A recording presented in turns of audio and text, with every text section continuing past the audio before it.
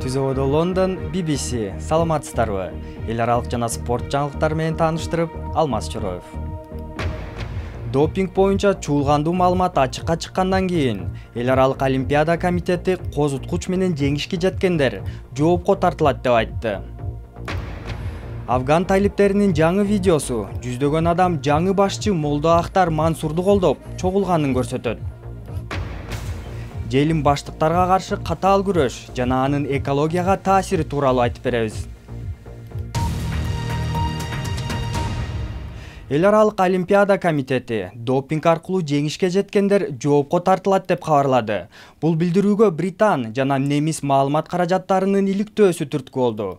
Ага ылайык 2001 жылдан 2012 жылга чейин атлеттердин 3/1 козуткуч колдонуп жеңишке жеткен. Бул спортчуларга сокку урган допингчи козуткуч зат тууралуу алгачкы чатак эмес. Бирок анын кесепети оор болчудай. Германиянын документалдуу тасмасында жана Британиянын Sunday Times гезитинде жарыяланган жашыруун маалыматта миңдеген спортчулардын шектүү кан анализдери жөнүндө сөз болот. Дүйнөлүк спорт мекемелерине таандык бул маалыматтарды белгисиз бирөө ачыкка чыгарган. Аларды допингге каршы алдыңкы 2 адис иликтеп, нес кыла турган жыйынтыкка келишти. Айрым жыйынтыктар акылга сыйгыс экен. Жашоомдо буга чейин көрбөгөн эң жаман тыянактар бар. Бул ачыкка чыккан эң көп кан анализдер болуп калды. BBC'де күбө болгон бул далилдер допинг көрүнүшү канчалык кеңири жайылганын көрсөтүүдө. Соңку 10 жылда кан анализи шектүү болгон атлеттерге эң кадырбарктуу 146 медаль ыйгарылган. Алардын 55-и алтын медаль. Бирок бирөөсү да кайра артка алынган эмес. 800 спортчуда допингдин анык белгилери же алардын адаттан тыш абалы байкалган. Биз бул маалыматтарга тынчтанып турабыз. Дароо көз карандысыз комиссиянын кароосуна жөнөтөбүз. Шектүү жыйынтыкка ээ болгондордун башында Орусия менен Кения турары айтылууда. Бирок эки өлкө тең муну жалган жала деп сыпатташты. Атлеттер федерацияларын бириктирген дүйнөлүк уюм иликтөөнүн жыйынтыгын четке кагып, допингге каршы ишмердүүлүгүн коргоп чыкты. Афганстандын Талибан кыймылы видео жарыялап, анда жүздөгөн талиптер Молдо Ахтар Мансурга колдоо көрсөткөнү тартылган. Молдо Ахтар Мансур Талибанды 20 жыл башкарган Молдо Омардын ордун басты. Бирок кыймылдын айрым мүчөлөрү буга каршылыгын билдиришти. Жаңы лидерге берилгендиктин бир көрүнүшү. Тастыктала элек бул тасма Молдо Ахтар Мансурду колдоп, жүздөгөн талип согушкерлери чогулганын көрсөтүүдө. Бул видео талиптердин ичиндеги ажырым тууралуу кабарлар чыккан мезгилге туш келди. Молдо Мансур Молдо Омардын өлгөнү тастыкталгандан кийин жаңы лидер деп жарыяланган. Бирок буга талиптердин Шуура кеңешинин жогорку мүчөлөрү каршы чыгып, бул чечим кеңешилбегенин айтышууда. Алар жаңы башчыны шайлоо үчүн жакын арада жыйын өткөрөрүн билдиришти. Кайым айтышууну басаңдатуу үчүн Молдо Мансур лидер катары шайлангандан бери биринчи жолу аудио кайрылуу менен чыгып, талиптерди биримдикке чакырды. Ал өкмөт менен тынчтык сүйлөшүүлөрүн да четке какты. Тынчтык сүйлөшүүлөрү тууралуу кабарлардын баары пропаганда. Душмандар жихадты алсыздатуу жана биздин биримдикке шек келтирүү үчүн акчаны, медианы, динди жамаган адамдарды колдонду. Биз булардын баарына көңүл бурбашыбыз керек. Эгер талиптер сүйлөшүүлөрдү кайра жанданткысы келсе, анда Афган өкмөтү талиптердин кайсы тобу менен жолугушаары жана анын таасири кандай болоору белгисиз. Маанилүүсү бул кадам кармашты токтото алабы деген суроодо турат. Түзөөдө BBC, эми күндүн башка жаңылыктарынын тизмеги.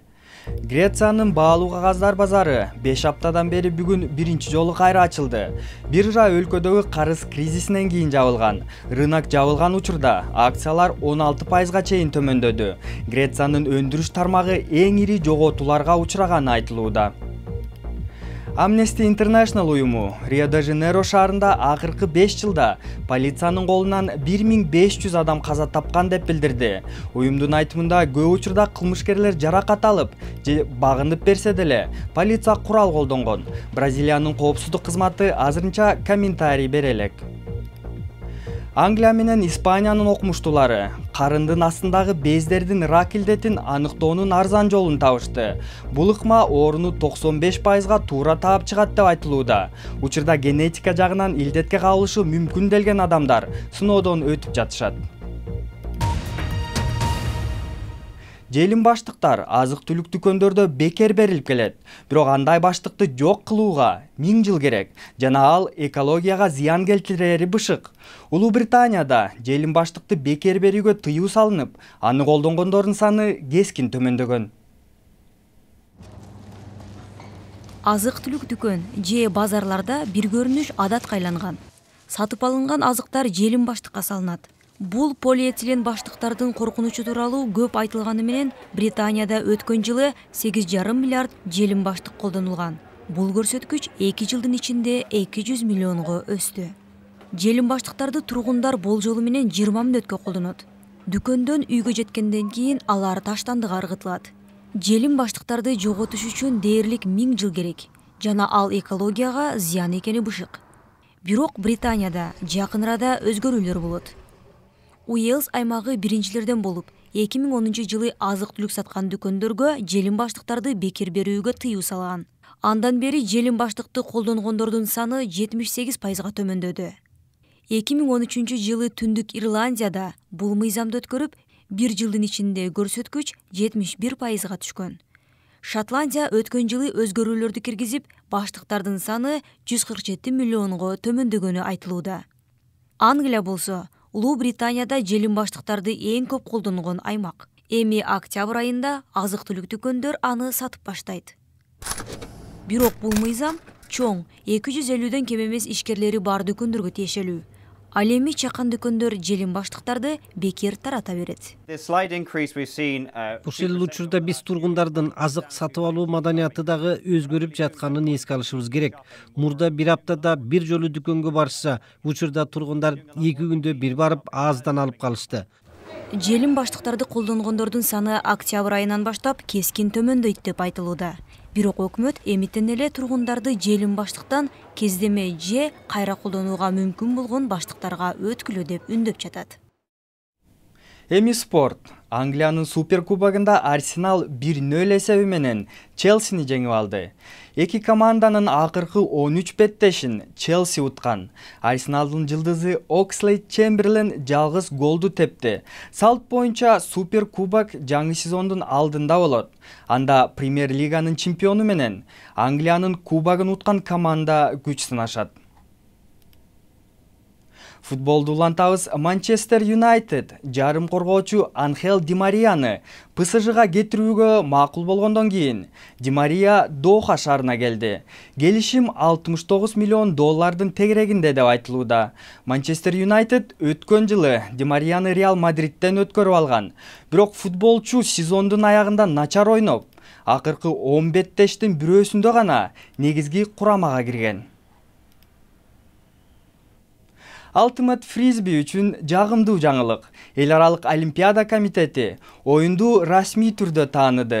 Дүйнөлүк диск федерациясы комитеттин чечимине кубанып турганын билдирди. Ultimate Frisbee мектеп жана университеттерде көп ойнолгон спорттордун бири.